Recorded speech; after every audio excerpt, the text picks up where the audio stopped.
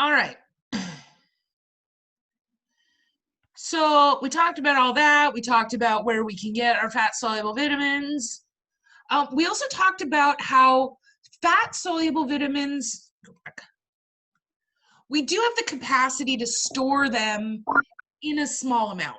Okay, it's not the same as our adipose tissue, which unfortunately we can store in pretty good amounts.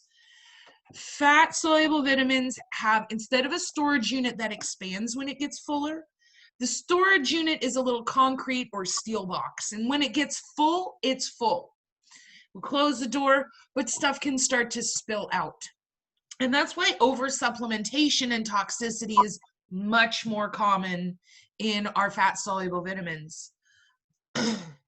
Our water-soluble vitamins, however, we don't store those very well. In fact, we don't really store them hardly at all. We use what we need, the body uses what it needs, and then it's going to get rid of the rest. So if you are taking in massive quantities of, like say vitamin C, which was ascorbic acid, remember, this is, your body's only going to use what it can, and it's going to get rid of the rest via your urinary tract.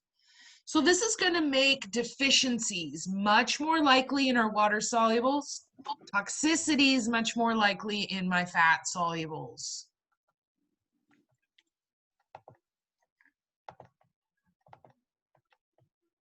All right.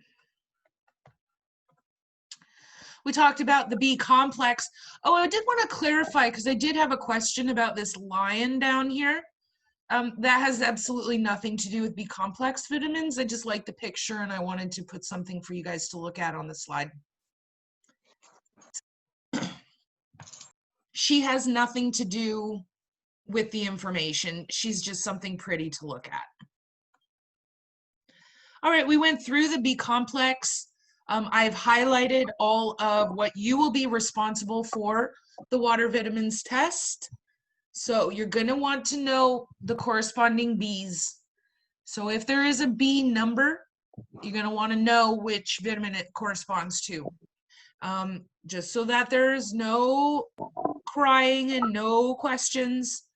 I'm going to have some questions that specifically refer to the name, and I'm going to have some questions that specifically refer to the number. So you're going to want to know which refers to which. And here, cats require 4 times more thiamine than dogs. And if they don't have it, they can develop this ventral flexion. And that's going to be this. You can see it in the picture here. Riboflavin, the only thing I wanted you to know was B2. This would be a great matching question, actually. Just do like B1, B2, B3, B6, B12, and then ask you to match them with the appropriate, oh my God. Note to self, note to all of you. All right, niacin was B3, and this is going to have that relationship to what we called pellagra, which was the, I'm getting some feedback here. There we go.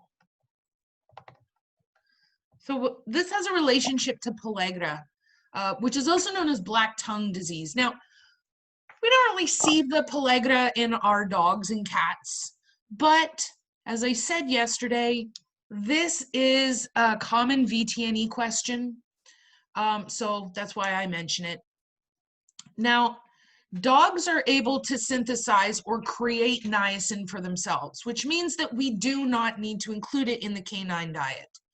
They synthesize it from this amino acid, tryptophan. Now, cats cannot. So cats do need niacin in the diet, but they're also very sensitive. Cats, you have this tightrope walk with niacin. You either don't have enough and it's going to cause neurological issues and diarrhea, etc., or you're going to have too much and it's going to kill them. So they do run this tightrope. Thankfully, our commercially available pet foods have specifically formulated so that they've taken all the guesswork out of it. Was our picture of pellagra, pyridoxine, B6. Now remember, all of these vitamins, in fact, all of the non-energy producing nutrients, we need them. They're not producing nutrients on their own, obviously. They're called non-energy producing nutrients, but they are going to help us metabolize and use our energy producing nutrients. So the common use is going to be for all of these metabolic reactions. Pantothenic, I didn't really have anything that you needed to learn about that. Deficiencies are really not common. Biotin, we talked a little about biotin. This is a not a glycoprotein.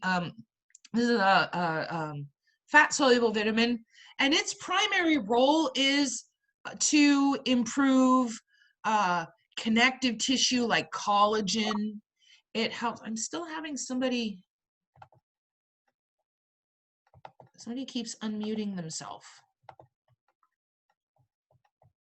All right.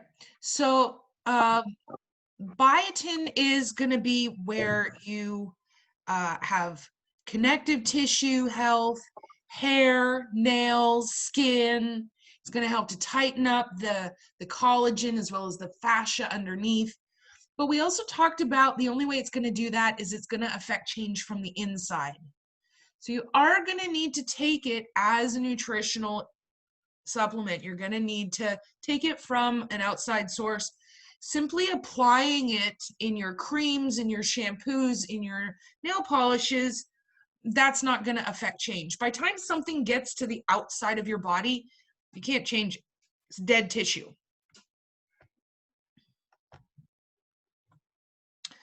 Folic acid, we talked about how deficiencies are pretty rare, but we are going to see a real heightened importance on this. Okay, thank you. Yeah, I'm glad it's not just me, because for a second there I was like, am I the only one that's hearing that? Because maybe someone's trying to hack into our classroom. Oh my God, we're being attacked by hackers. Anonymous has discovered my alien DNA.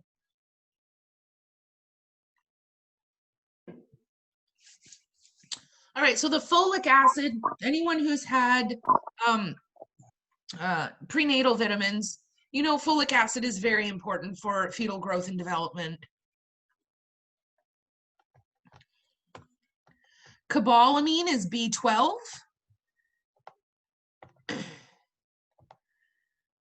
Now, dogs and cats and people all need cobalamin, this B12.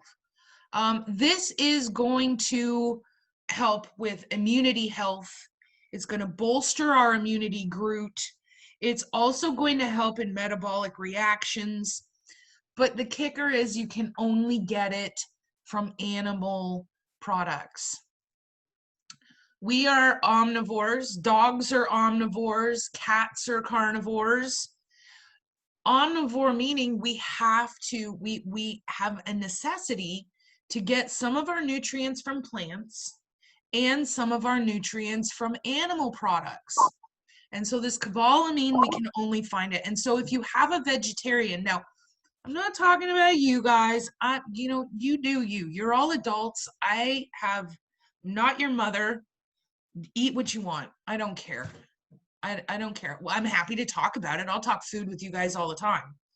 But when I say vegetarians, I'm talking more about our canines, obviously not our felines, but our canines. If we have a canine who's had some sort of a beef protein or animal-based protein sensitivity, and we are having to take them off of an animal-based protein for their own health, we are going to need to supplement them with this cobalamin, because otherwise they can't convert their energy-producing nutrients effectively. Choline, this is going to be converted in the liver. That's it. Vitamin C. The fancy name for vitamin C is ascorbic acid. So you'll want to remember that. I will kind of test you over that. And it is going to have a bunch of really helpful jobs in your body. The big one is to bolster your immunity group. It also serves as an antioxidant. Remember, antioxidants stabilize free radicals, and these are going to help to stop and reverse any cellular damage that may have occurred for whatever reason. Like right now, you're sitting on your buttocks, you are occluding capillary blood vessels, you're causing tissue damage on a cellular level simply by sitting on it. That tissue damage is producing free radicals, which are going to travel around, domino effect, make more and more damage, and these antioxidants are going to help to repair that damage.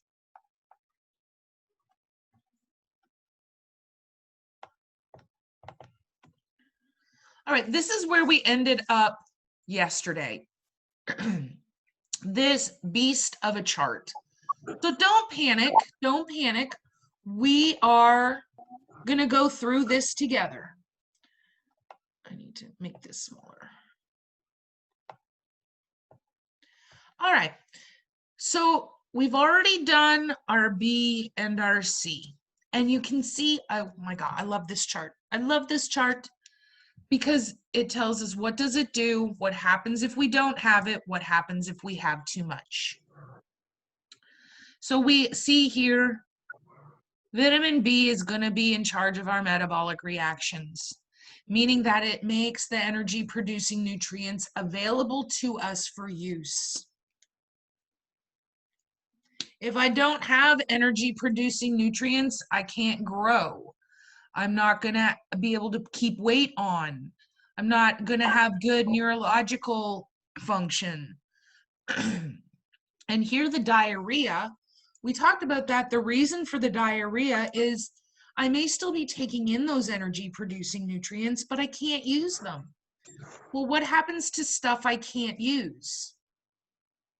My body has got to get rid of it. And so because I have such an increased volume now of stuff I can't use, my body's going to have a lot more stuff to get rid of. And so that's going to give us the diarrhea. Oh, that's fine. Thanks, Bernadette.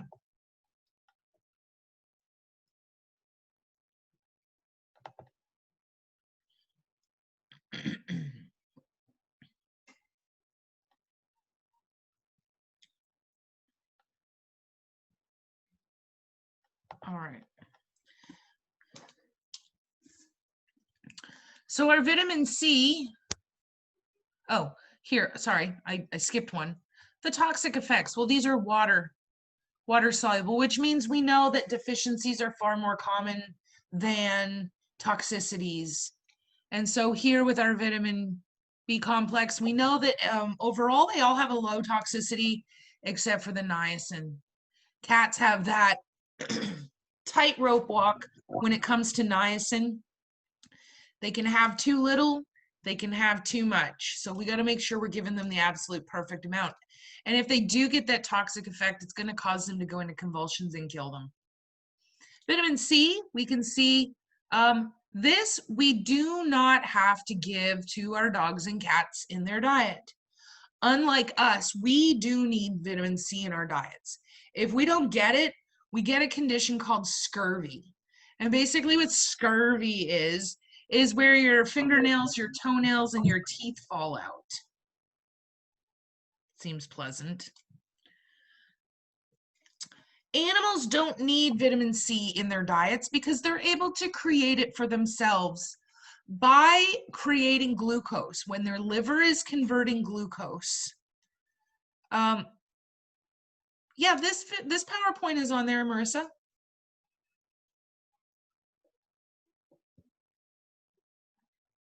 It only shows minerals. This doesn't show vitamins.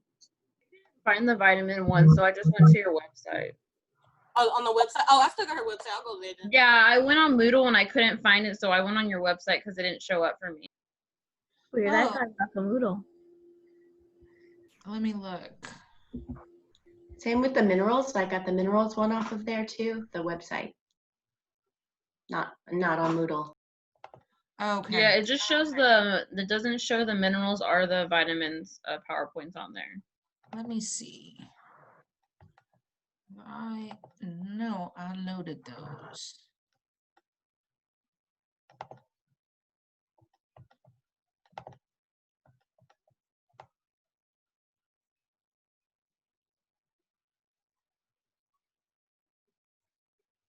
Oh, No, y'all are right. I got the water one off of Moodle, not the. you're right. You guys are right. The minerals in the water.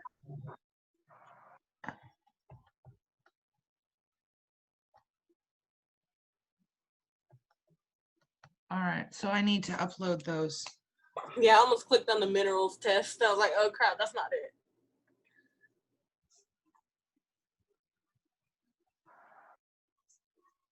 Sorry about that, guys.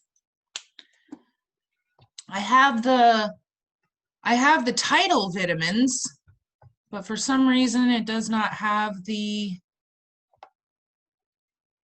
PowerPoint. All right. I will fix it. Oh, that's okay. I'm deleting that test anyway, Jada. That's not actually the minerals test. That was one I was having to show another faculty member how to upload a question bank into a test. So don't worry about it. I'm going to delete it. So don't worry about it. Hopefully I can delete it. But if I can't, it doesn't count. Because we haven't even done minerals yet. So no worries at all. All right.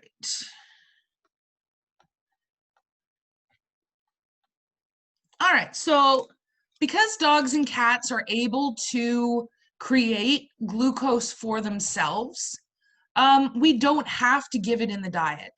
This is what we would consider to be kind of a non-essential, where it is not essential that they take this in their diets.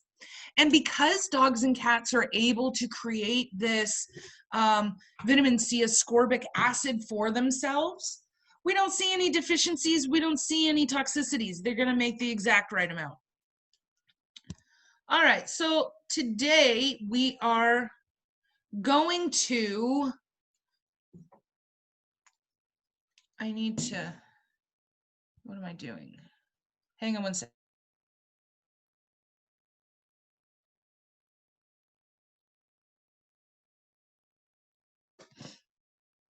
Sorry, I had to speak to she that shall not be named because I don't want to, I don't know if I'm going to be affecting any of your air conditioners.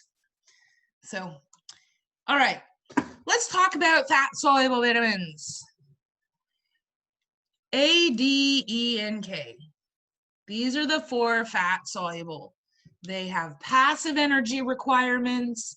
They need fats and bile salts to be transported. They do just a variety. My chat is not working. I'm having the worst luck with technology today. Oh, no worries. Thanks, Case. Let's try this again. I think I have to. There, got it. All right, so basically what we're going to do today is we're just going to go through each of these fat-soluble vitamins. We're going to talk about what do they do, deficiencies, toxicities. All right, so the first one is vitamin A. And basically vitamin A, actually, I don't want to circle that. Erase, erase, erase.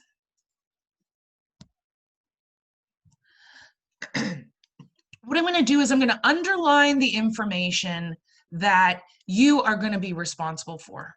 So the big one for fat-soluble vitamin A is going to be that it is a component of visual proteins. It helps your eyes develop, it helps your eyes maintain health. And there's actually been a lot of really interesting research. If you ever have time to go down a rabbit hole, there is a breed of dog called the soft-coated Wheaten Terrier. And the soft-coated Wheaten Terrier is sometimes born with a genetic abnormality that makes them unable to utilize vitamin A. And so basically what happens is they are blind. they because they don't have the ability to use the vitamin, their eye health and development is abnormal. And so these animals are blind. Well, basically what they've done is researchers have done some experimentation where essentially they infect the dog with a virus. Now, this is not a bad virus. Viruses can be altered and they can be scientifically manipulated to cause some sort of effect within the body. And so what this particular virus does to these animals is it jumpstarts their ability to utilize the vitamin A. And so basically they get an injection into their eye. It's pretty shocking if you're trying to see it. But they get an injection, they get infected with this virus, and it allows them to use the vitamin A. This now is going to allow the eyes to be nourished, and it's going to allow them to see. And they are making blind dogs have the ability to see. It's amazing. So if you ever want to go down a really interesting scientific rabbit hole, check out the vitamin A deficiencies in the soft-coated Wheaten Terriers. There are going to be some functions that I skip. I am not going to have you memorize all of these. So I'm just going over the ones that I think are kind of gold star. Reproduction. Anytime there's anything with reproduction, we're going to underline it. So here, vitamin A is going to assist with spermatogenesis, which is the formation of sperm. If you have an animal who, or a breeding pair, who has not been successfully bred, the very first thing that I ask, what are you feeding them? What kind of nutrition do they have? Immune function is always kind of important, so we're going to go ahead and do that. And then this guy. This one's kind of a weird one. Bone resorption. Now, bone resorption means that we are breaking down bone. Why would we want to do that? Well, bones are remodeling and reforming themselves all of the time. And so we need to, just like we shed epithelial cells, we need to be able to break down old bone and make room for new bone to form. And it's vitamin A that allows this to happen.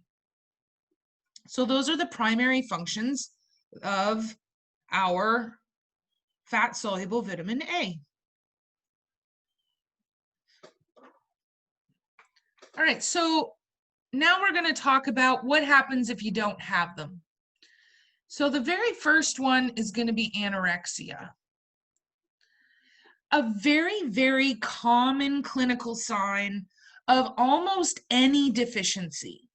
Doesn't just have to be a vitamin, minerals, proteins, carbohydrates, etc. One of the clinical signs is going to be anorexia. We talked about that last week. It has to do with the inability to utilize the energy producing nutrients, which makes your brain feel hungry. That would be absolute torture. I mean, right now, I think we're all thinking about that delicious chicken and asparagus in my fridge, wrapped in bacon. I'm so excited. And I'm super hungry. I'm super hungry right now. I may have to just cook it for lunch. No, I agreed to myself I would save it as a treat when I'm done my preparation. But what's going to end up happening? Stay strong. I'm going to stay strong. I'm going to stay strong. I'm staying strong. I may have to go get myself some peanut M&Ms and munch on those. We'll see. Anyway, so anorexia is going to be a very common clinical sign for any deficiency. We're going to see, I'm going to change my color here. We got retarded growth and weakness. So these are directly related to the lack of energy. Now, remember, these are non-energy producing nutrients. Vitamins don't produce energy. But we are still developing clinical signs associated with the lack of energy because without it, we don't have the ability to use the energy producing nutrients. Oh, there's green. This one is a big one. This one will actually kill you. If you have increased cerebrospinal fluid, somebody show me where your cerebrospinal area is. Right on. It's going to be back here. Remember, the cerebrum is the big wrinkly part of your brain. The cerebrum is the part of the brain that makes you you. Brittany, that's mean. That's very mean. But I agree. M&Ms are for winners, not non-walking losers. But you know what, Britt? You're not my mom and you have no control over what I do. So, no, not trail mix. I'm talking M&Ms. You are going for a walk. You're going for a walk to the kitchen to get your M&Ms and back to your seat. Thank you. Heck yeah. I have a bag of them. I have a family-sized bag of them. Oh, no. No, trail mix ruins M&Ms, Casey. They do. They're so disgusting. I hate trail mix. Those are raisins. That's disgusting. And oats. Oh, only the walnuts, no cashews. Cranberries. Ugh. No, hard no. No, hard no. All right. See, anytime I start scrolling through and see you guys like starting, I can always tell because I'm scrolling through your pictures, right? I scroll through so I'm kind of connecting with everyone.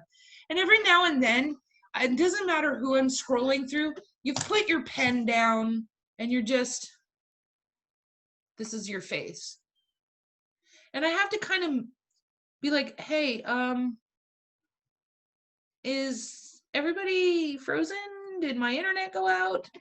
But the minute that any of us answer food, every single person, I'm looking at you and you don't know who I'm looking at, which is super creepy.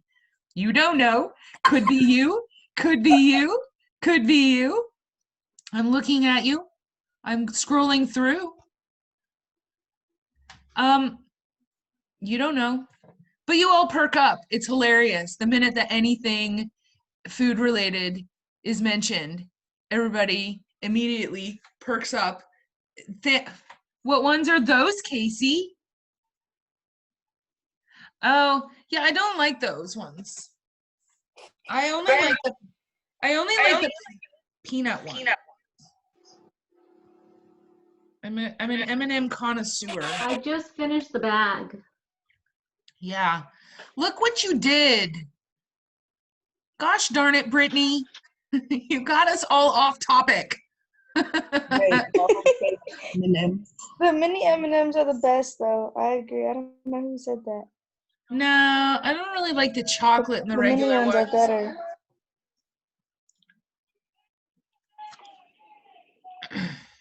All right. So going back to our cerebrospinal fluid pressure. So your cerebrum is the part of your brain that makes you you. And you have fluid that surrounds your brain, and that fluid goes from your skull, from around your brain, into the spinal cord, and that's what then becomes your spinal fluid. If I increase the pressure of the spinal fluid, that's going to cause a couple of problems. Because number one, it's going to start putting pressure on your brain. Because it's not like the pressure can go out. You have a skull that's preventing that from happening. You're going to have pressure going in, and that's going to compress your brain. And you're going to have the pressure compressing your spinal cord. Okay. The two primary things you don't want compression on are your brain and your spinal cord. So vitamin A deficiency is pretty hardcore. That's pretty hardcore. All right, so if we start looking again back at what it does, if it's a component of visual proteins and I don't have it, I'm going to get eye disorders. If it's a component of spermatogenesis and I don't have it, I don't produce sperm. So those are the big ones that I want you to know as far as the deficiencies for vitamin A. Now let's talk toxicities, because these are fat soluble. Remember, we're going to be much more likely to see toxicities than deficiencies. We still have to discuss the deficiencies. Even though they're not nearly as common, we're more commonly going to see toxicities. We have a condition here called cervical spondylosis. This is a fun medical word. It makes you sound smart. I encourage you to work it into any conversation. What is it?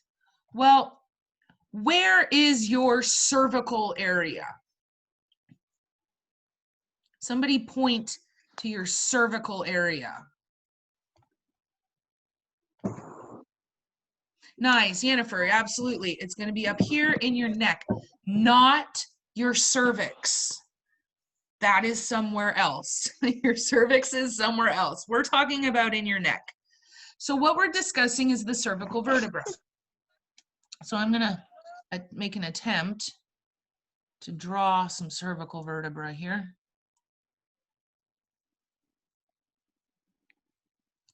I need to move my zoom. Move that over here. All right, so I've got a couple. So these are some cervical vertebra. Now, I have not drawn these very well, but you all know my capacity for art, especially on this whiteboard with this pen stylet. The healthy, normal cervical vertebra should be evenly spaced apart. We know that, oops, to green.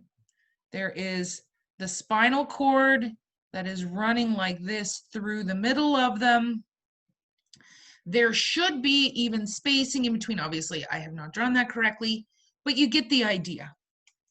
What spondylosis is where we start having little bony bridges.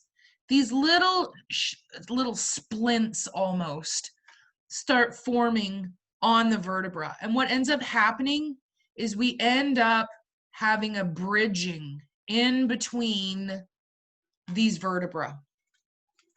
Well, that's a problem because now we've got mobility, we've got all kinds of issues, and if a little chunk, if this breaks and a little chunk of that bony bridge comes up and moves into where the spinal cord is, this little bone, that's actually now called a joint mouse. This joint mouse is going to compress the spinal cord, which is kind of something you don't want to have happen. And so in this particular toxicity, you could see this cervical spondylosis. And that's going to be most common in our cats. We're also going to see erythema. Does somebody type for me in the chat, what is erythema? Let's see if anyone knows.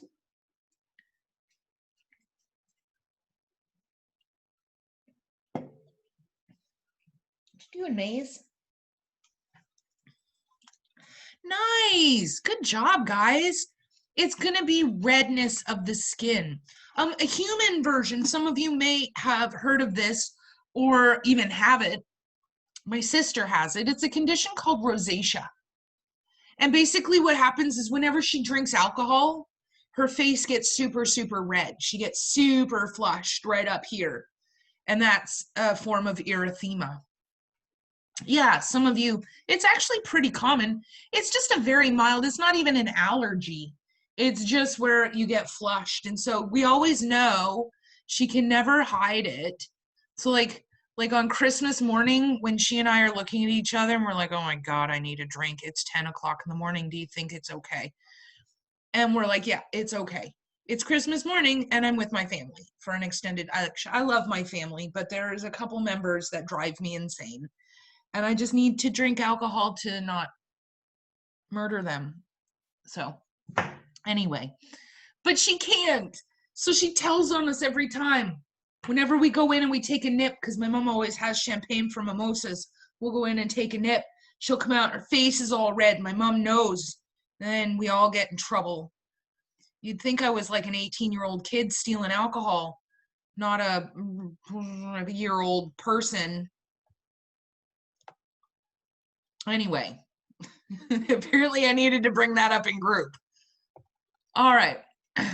So those are the primary things to note about vitamin A. Does anyone have any questions about vitamin A? Fantastic.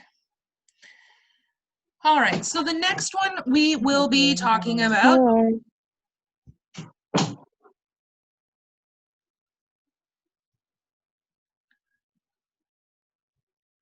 the next one that we're going to talk about is vitamin D. Now, this is one you may have heard of. This is, there are milk products that are infused with vitamin D. And basically what its job is, get a different color here, is right here. What? Actually, I should have drawn it back down here. Calcium and phosphorus. So when we get into minerals, we're going to talk a lot about calcium and phosphorus. These are the two primary minerals that make up your bones. We all know from every milk commercial, although honestly, why do they have to have commercials for milk? Do they think no one would know about it if they didn't have commercials? Anyway, I don't watch commercials anymore. I'm solely on internet TV now. Oh. And I never thought about that, but you have a good point. Why I know. do we need commercials? And it's not even usually like a specific brand. They're just like, drink milk. Oh, okay. It's crazy. Anyway, we all have heard, because of the commercial, milk builds strong bones, which it does. Now, calcium does a lot of other crazy stuff we'll talk about later. Calcium is actually pretty exciting. Sorry.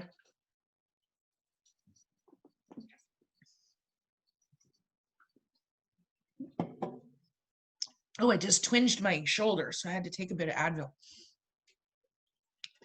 All right, so calcium builds strong bones along with other things. So does phosphorus. Now, the big thing is in circulation, calcium and phosphorus are BFF. And they have to be maintained in a specific ratio. And that ratio is a 1-to-1. They are best friends. So for every calcium, there has to be a phosphorus in circulation. So that's going to be important when we start talking about deficiencies and toxicities. What vitamin D's role is in all of this is basically Match.com for calcium and phosphorus. Vitamin D is responsible for maintaining that 1-to-1 ratio. So for every calcium, there has to be a best friend phosphorus and vice versa. And it's vitamin D that is having that happen. The other great big one is right here. Vitamin D is going to be very important for you to create insulin. We talked about insulin. Insulin is created by the pancreas. It is the endocrine function of the pancreas. And what it does is it regulates your blood sugar. It is what takes blood glucose out of the blood and into the tissue where it can nourish the cells. Without insulin, you cannot get the glucose out of the blood. Nobody's getting paid, and everybody gets paid. And so it's not just the health of the pancreas that's responsible for that, but we do also need to have that vitamin D in order to produce the insulin appropriately. So those are the big functions that I want for vitamin D. Well, if the big mama jamba one here is having to do with bones, if I don't have vitamin D, guess what? I have everything to do with bones. I have rickets.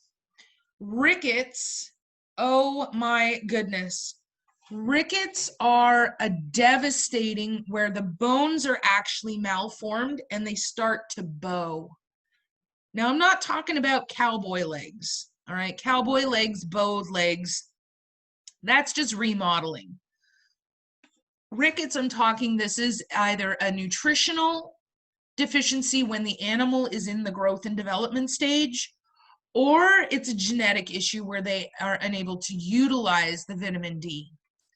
And actually, I want to do something real quick.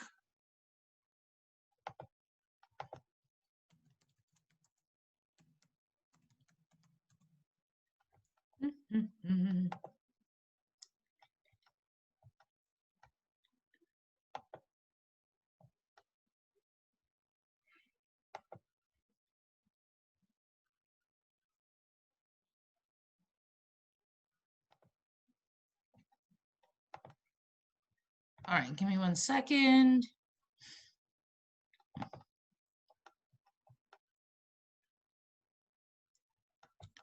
Oh, there's a good one.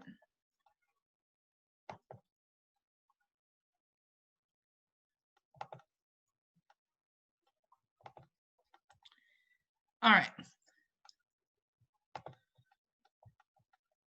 So the rickets does affect primarily the distal and primarily the front legs. So it's going to be affecting here in the carpal region.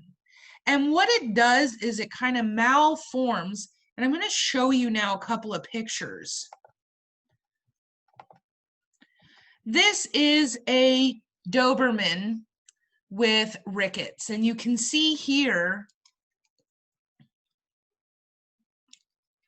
move that down. There we go. You can see here that the carpus and the metacarpals are malformed right in here. And that actually causes strain on every muscle above. So we're going to have problems with the shoulders. We're going to have problems with the humerus, the radius ulna, all because of this one malfunction. Here I have another dog here. You can see here in the front legs. And then I had a radiograph that I think, oh, where did it go?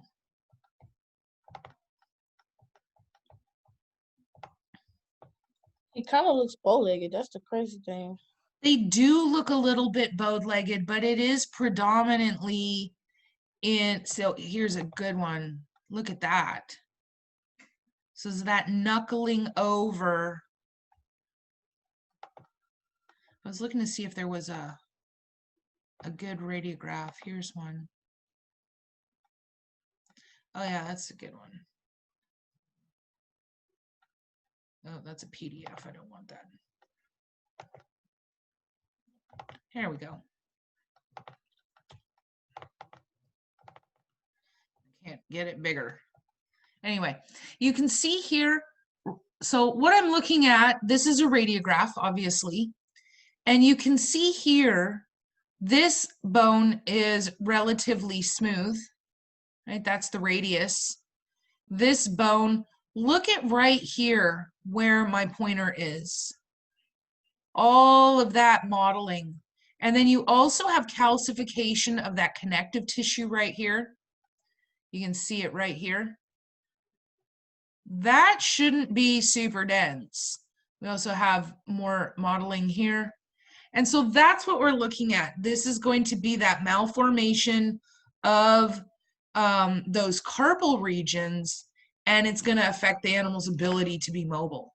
And there's not a whole lot you can do. It's not like I can suddenly feed a food high in vitamin D and have bippity boppity boo, my skeleton is fine.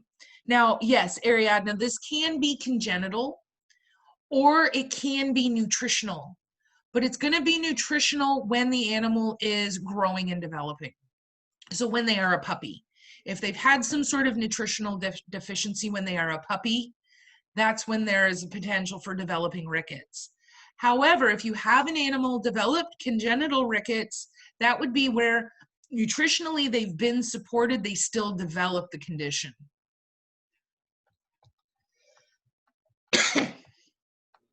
Do cats develop it? Do what? Do cats get Nah. rickets?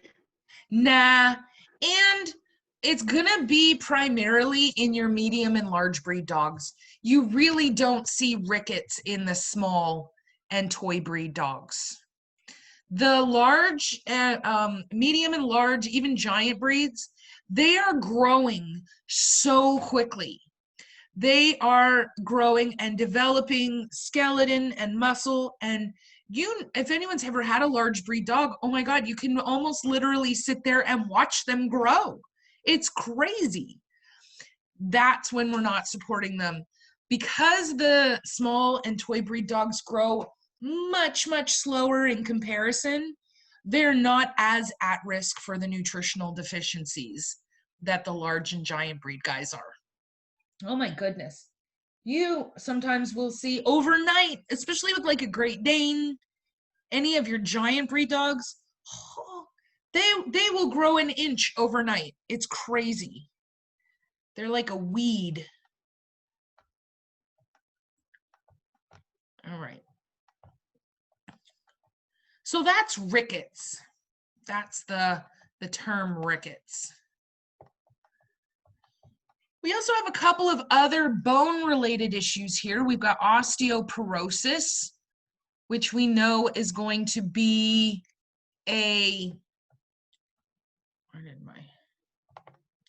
osteoporosis. This is going to be a weakening of the bone. Well, yeah, if you need vitamin D to give you the tools to make strong bones and you don't have it, you can't make strong bones. And we have osteomalacia. And if you remember, use your med term. Can't forget your med term. Osteomalacia is a softening of the bone. So those are the deficiencies, primarily bone related. If I don't have Match.com, I can't match my calcium and my phosphorus, and very bad bone things are going to come my way. Any comments, questions, concerns about any of that? Everybody okay?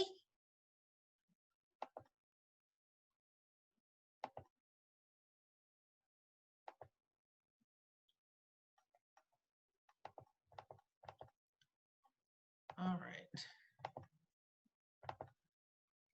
Just scrolling through, seeing who's still here.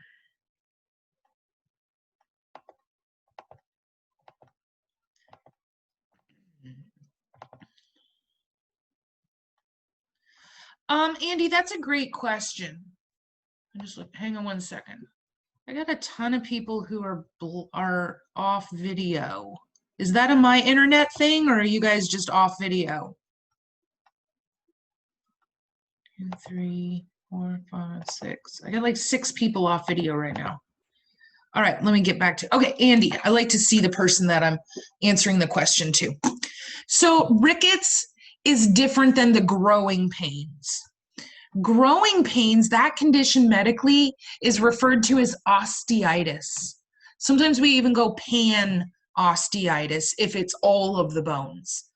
What that is where the bones are growing so quickly, but they're growing naturally, they're growing normally, but we can develop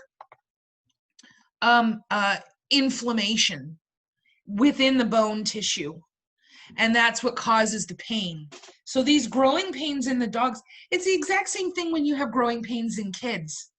Kids, oh my God, my nephew gets the worst growing pains I've ever seen in my life. It is absolutely devastating for him. Although he's insane. This child, seriously, we need to find something to feed him to make him stop growing. This child just turned 18. God, man, is he 18 now? Yeah, he just turned 18.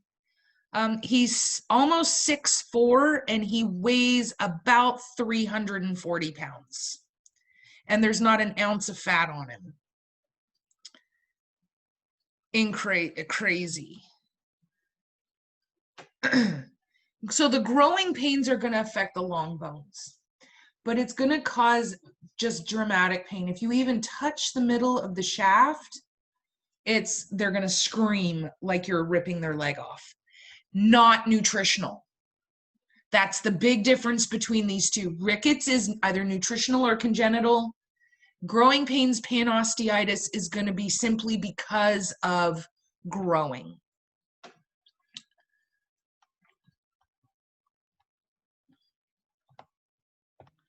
All right, so let's talk about some toxic effects of vitamin D.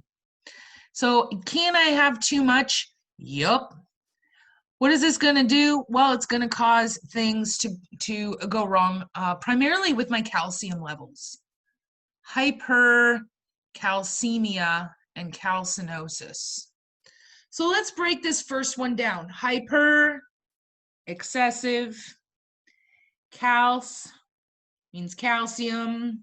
Emia, in the blood.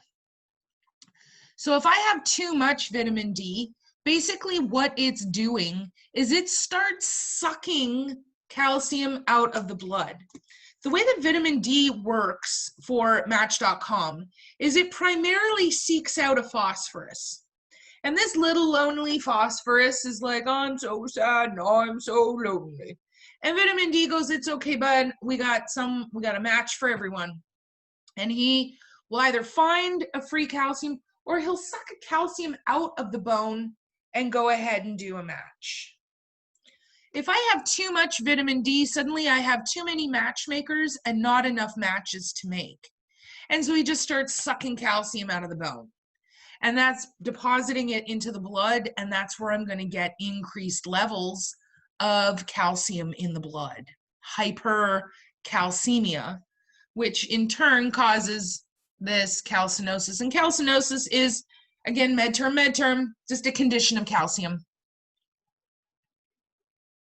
Everything bone related.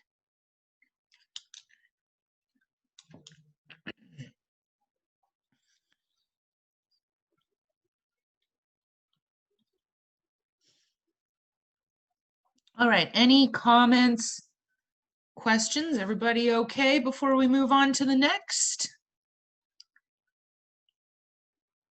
All right, so now the third one that we talk about is vitamin E. Now, vitamin E is one that you've probably even used. It's in a lot of our lotions, our creams, stuff you put on your skin, you put it in your hair. It's used for stretch marks. It's used to help diminish scarring. It's amazing. It's kind of a jack of all trades.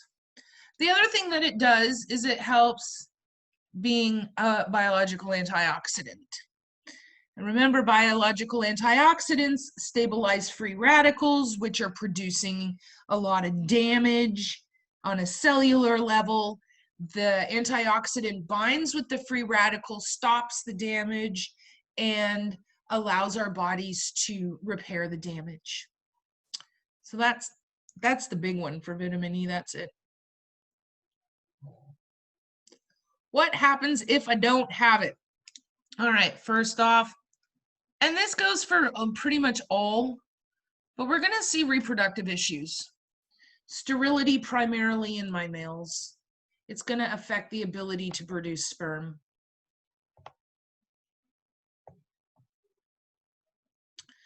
We're going to see a condition. Here's a new one for you guys. I don't think you've seen this one before. This is a condition called steatitis. So we know with the suffix itis, we have an idea of what we're referring to. it is some sort of inflammation. But inflammation of what? Well, steatitis is actually the inflammation of fat, specifically yellow fat. Where do we find yellow fat? Well, really, yellow fat is got another common name, and it's called your adipose tissue. Where do you have adipose? Sadly, everywhere. So now imagine if all of your adipose tissue became inflamed. That would be just excruciatingly painful.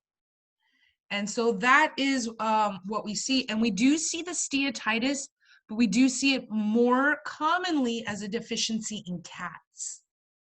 Cats are much more likely to develop that steatitis than dogs. And it's just an inflammation of the fat tissue. And it causes them to have just all over body pain. And I'm not talking like, oh, I feel a little achy. Oh, it kind of hurt. We're talking devastating, catastrophic pain.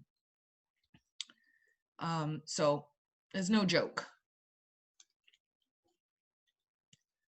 The third and final one that I want you to know for the vitamin E is this immunodeficiency. And honestly, you could pretty much do, so reproductive issues, energy reduction, we don't have the ability to create energy, and immunodeficiencies. Those are the three big ones for really any deficiency across the board. Well, and anorexia. I mean, you can't have a healthy immunity GroUT if we don't have everything needed to provide a healthy immunity GroUT. You can't have a reproductive status if your body can't support either the litter or the production of sperm. And of course, anorexia, we don't have our energy producing nutrients, and so our bodies are going to be turning off that hungry switch. What happens if we have too much? I put too much lotion on. I just had, when I said that, immediately had a flash to Silence of the Lambs. Putting the lotion on, puts the lotion on the skin or else it gets the hose again. I love that movie. Hey, did you guys ever watch an old show in the 90s called Monk? It was with Tony Shalhoub, and he was like kind of an OCD detective. It was fabulous. It was a great show, and he was like hypersensitive. Okay, the chief in Monk, I know I've gone off the topic, but you know what? We need a brain break for a second because I've been talking for a long time about vitamins. Okay, the chief on that show, the guy that had the big mustache, that was the guy that played Buffalo Bill. Really? No, I'm dying if I'm lying. And I don't see it. Dying if I'm lying. I'm gonna look at him. You know what? Watch this. Thanks, Casey. Appreciate you. The platelets take longer to activate. And so they're taking longer to form the web, which means that I'm bleeding actively for longer. So that's what I mean by increased clotting time. It's increased the amount of time it takes me to clot, meaning that it's going to cause me to bleed longer. I can reverse this increased clotting time with the next and final vitamin that we're going to talk about, vitamin K. Now, if vitamin E causes an increased clotting time that can be reversed with vitamin K, I'm going to get a different color for this one too. Use green. So vitamin K helps you clot. That's his job. He helps you clot. Now, vitamin K doesn't just help you clot when you cut yourself. Vitamin K helps you maintain blood cell integrity. So what am I talking about here? we have a lot of holes in us. I got a bunch of holes in my face, my ears, I got a bunch of holes down below. In fact, even the pores of my skin are considered to be holes. And this vitamin K helps to prevent the blood from just dripping and draining out of all of these holes.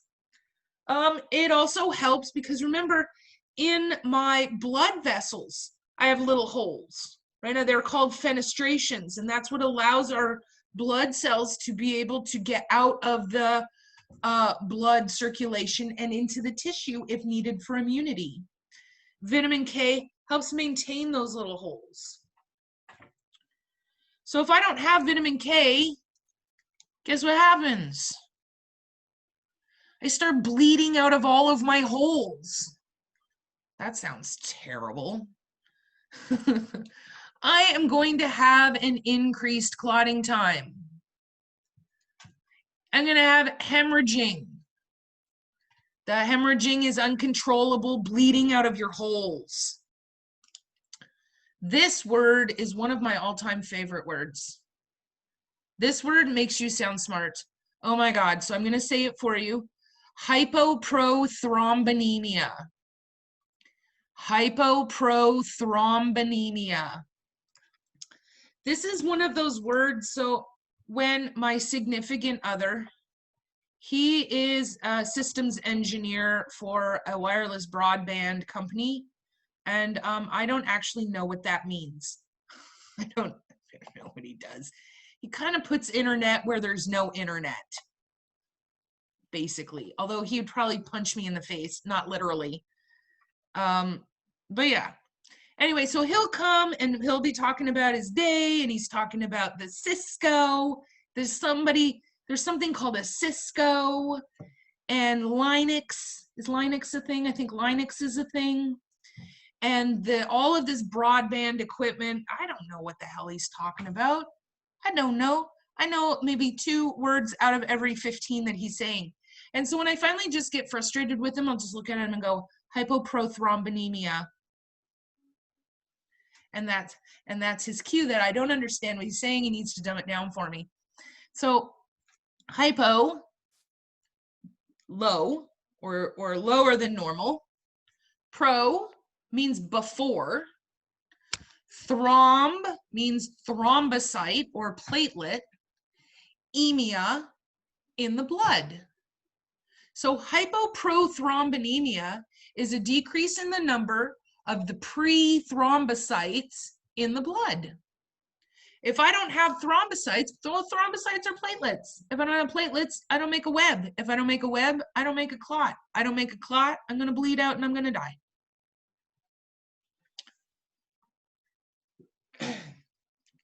It is, in fact, this deficiency, and I do want to talk about this for a second.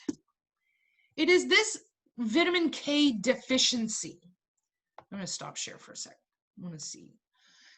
So it's this deficiency that causes death in the rodents that are afflicted with rat bait. So you have rats, you have mice, you have moles, you have voles, you have whatever. And you put down the rat bait, and oftentimes it's warfarin, right? If you look at it, the active ingredient on it is warfarin. Well, what warfarin? In fact, warfarin, guys, is a medication that some people take. When my dad had his aortic valve replacement, they wanted to prevent clots from forming around the new valve because those clots can then travel to his brain, cause him to stroke out. They can travel to other areas, cause occlusions. So he got put on, sometimes they'll call them a blood thinner. And what that does is help to prevent the blood from clotting. How does it do that? It affects the body's ability to use vitamin K. When you put down the rat bait, that rat bait is just an overdose of that medication. And it prevents the body from using vitamin K. If I can't use it, even if I'm taking it in, if I can't use it, suddenly all of my blood vessels just go, pleh. I start bleeding out of every orifice. I start bleeding into my body cavities because I got a lot of capillaries, very fragile capillaries in my lungs that have all now just gone We're now leaking blood, not fluid, blood. I am bleeding hemothorax into my lungs. I am got blood now pooling in my abdominal cavity. I'm going to drown on my own body fluids and I'm going to die. That's how rat bait works. It's pretty serious. The problem is that rat bait doesn't just kill rats. Rat bait, so yeah, rat bait will really kill anything. And the problem with rat bait, well, any bait, rat bait, mole bait, there's even vole. There's a little rodent looking thing called a vole with a V. And the thing is about all of these baits is they taste amazing.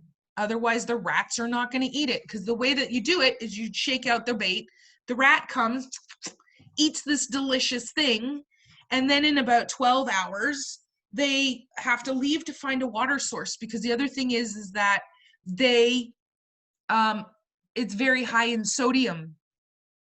Well, sodium is salt. What happens when you eat a lot of salt? You get thirsty. I don't have any water source in my attic. They're going to have to leave the attic to go find a water source, and then they die. So they're leaving and then dying. They're not dying in my attic. That's kind of the whole point. I don't want 1,000 dead rats in my attic and walls. Make them leave and then make them die. And it's a horrible death. It really is. I'm ashamed. Well, no, I'm not ashamed, because I did try everything humane before I did poison. About 4 years ago, I had a rat infestation because my stupid neighbors have this stupid tree and they're stupidly infested, and the rats go across the tree into my house. So had to get an exterminator, and we had to use rat bait. We were trying to use live traps, but there were too many. Anyway, it doesn't just kill rats. If your dog or your cat gets a hold of the rat bait, it's going to kill them. The other problem is that your cat is now out and sees this rat who's maybe a little bit slow because it's starting to die. The rat is not sick. Usually predators will attack injured animals, but they will not attack sick animals, right? If an animal is ill, they usually will leave it alone, because you don't know. It's injured is fine. Illness we don't want to spread. And so this animal doesn't have any smell of illness. They're just a little slow. Cat grabs him, kills him, eats him. What did he just do? He ingested the same rat poison that the rat had ingested, and you can now get a secondary poisoning. And so it can affect the ecosystem.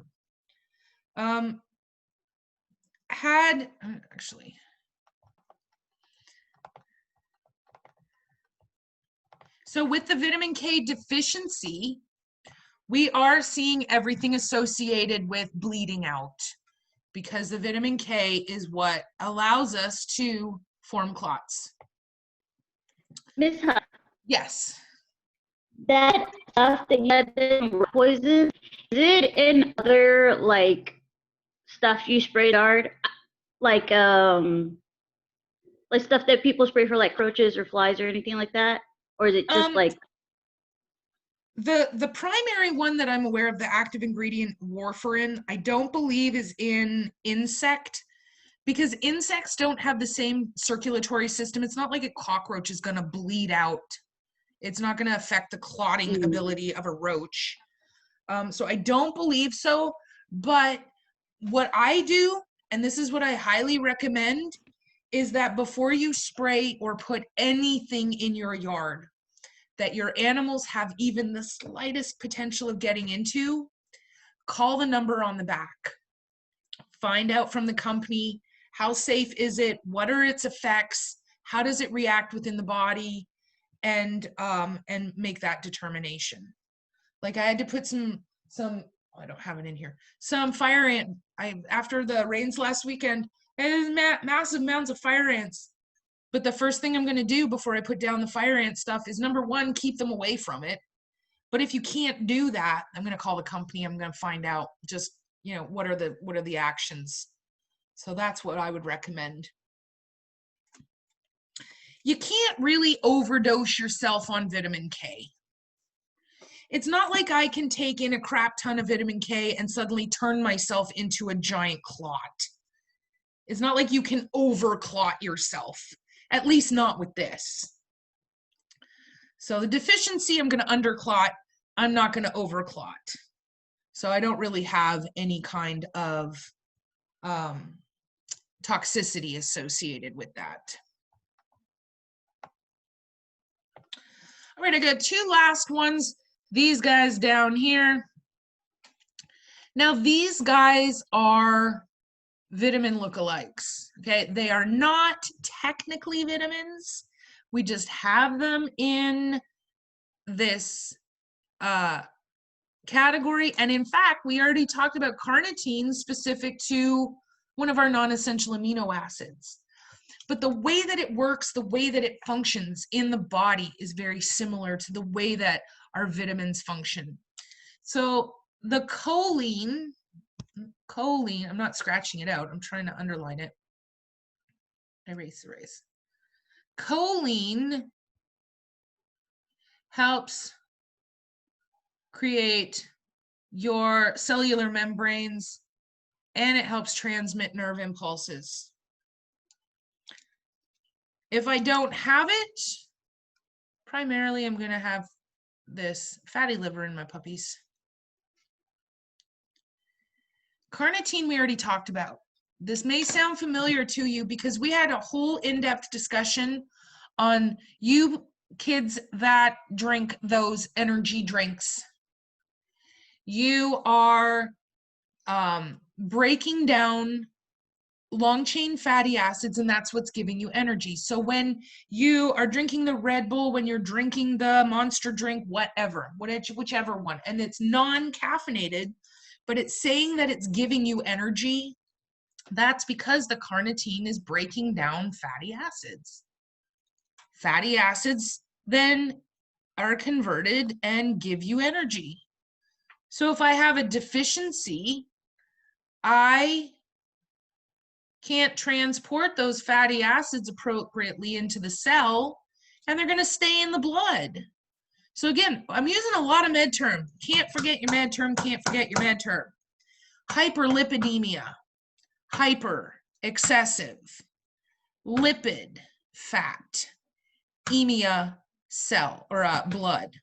And the reason why I have this excessive fat in the blood is because carnitine is what transports the energy into the cell. If I don't have it because I'm deficient, that fat just stays in the blood. And you can see it. It's crazy. You'll have a big fat animal, big fat, fatty fat, draw some blood, and the plasma or the fluid portion of the blood will be white like milk because of the fat. It's crazy. Absolutely crazy. So that's the big one for carnitine, and neither of them are toxic. All right, and that concludes our table. Now, it doesn't conclude the PowerPoint. We've got a couple more slides to go. So here's what we're going to do.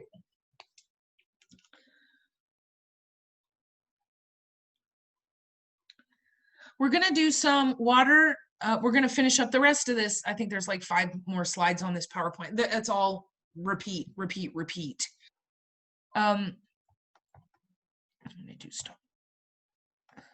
I can put that back up if some of you want to get a screenshot of that. All right, so we're going to do a Waters vitamins test.